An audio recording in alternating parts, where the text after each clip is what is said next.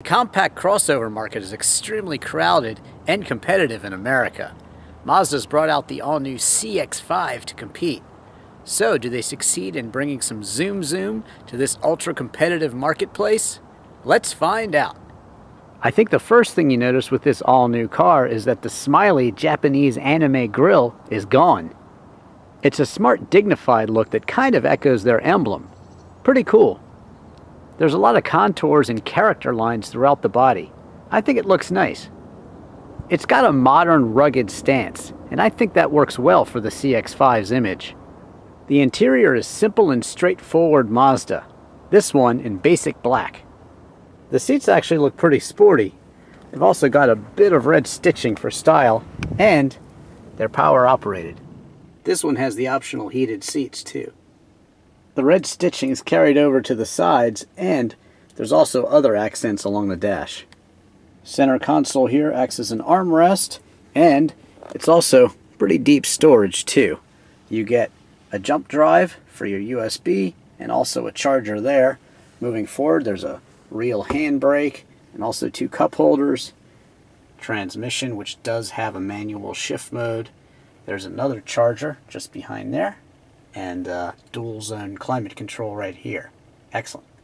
The infotainment screen houses your backup camera, HD radio, also Sirius satellite radio, and you also get TomTom navigation too. You get power windows and door locks, and this one comes with push button start, keyless entry. Very nice.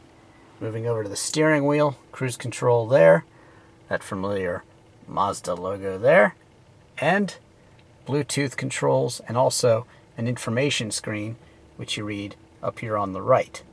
Just to the left of the steering wheel, you find your traction control, also your blind spot monitoring, and your adaptive front lighting system, all of which you can cancel. The back seats will easily accommodate 3, or if you like, you can use this as an armrest / cup holder. Checking out the trunk, there's plenty of room back here for storage, and you also have a little privacy cover here too. Of course, you can always fold the back seats down, and if you do, you'll get a very nice 65.4 cubic feet of storage.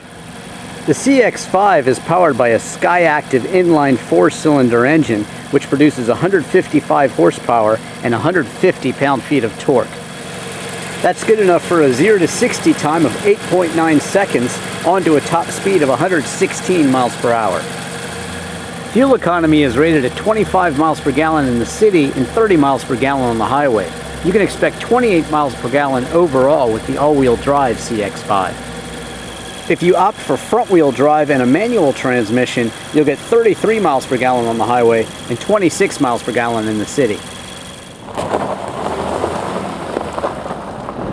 Well, you can certainly get into a CX-5 cheaper, but this one is fully loaded. It's the CX-5 with all-wheel drive, and it starts at $28,600.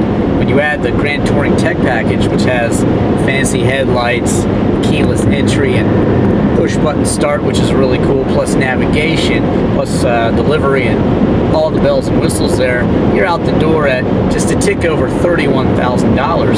So this is a heck of a lot of car for $31,000, and it's roomy, and it's very, very, very practical. So the crossover, what exactly is it? Well, to me, it's kind of like a station wagon with bigger wheels. A station wagon with more ground clearance. For some reason in the automotive world, station wagon has been just like a 4-letter word. I don't know why. To me, they were always pretty cool.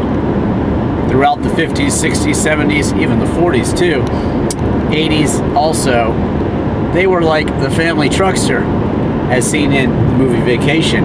And you can pack everything in, you can pack your whole family in, and go on a long trip, and that's what it's all about.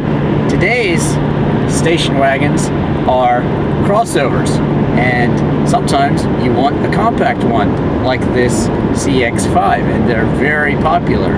So, to me, it's a little bit silly, but hey, you can't fight the trend. These things are everywhere, and I think they're here to stay.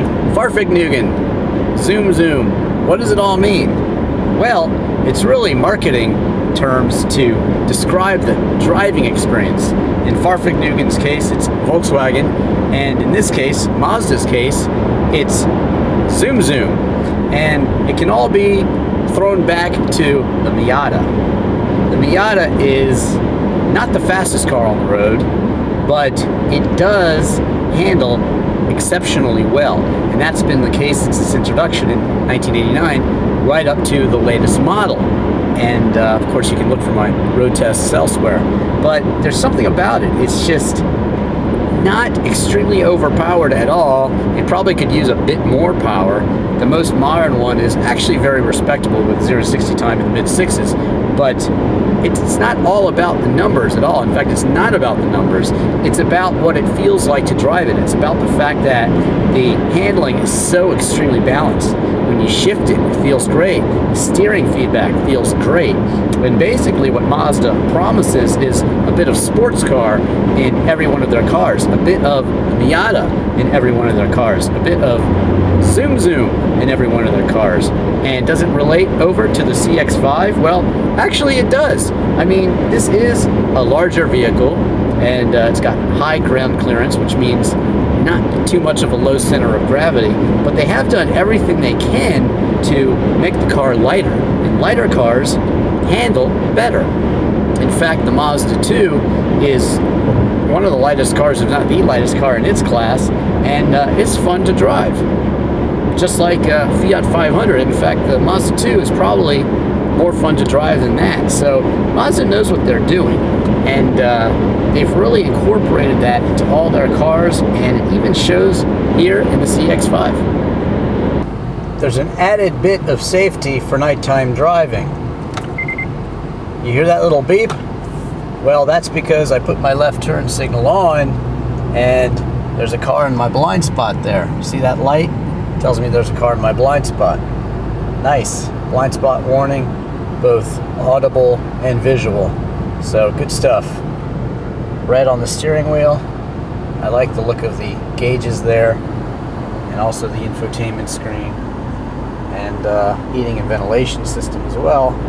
In terms of lightweight, really Colin Chapman started it all in the late 50s and 60s with Lotus. Their philosophy was to put a decent engine into a very light, docile car, and so therefore you get a lot of speed out of a very small engine. And Mazda has adopted that and made it their own, and with the Sky Active technology, basically in lay terms, that means that this engine at any given time is doing everything it can to make sure that you get the most speed and also the most economy out of the engine at all times. Well, there is a bit of zoom zoom despite the high center of gravity. It actually handles pretty well. You feel a little like you're on stilts because of the high center of gravity, but there is also a manual shift mode, and it does grip surprisingly well too. Plus it has that all-wheel drive for added grip and also for added bad weather traction.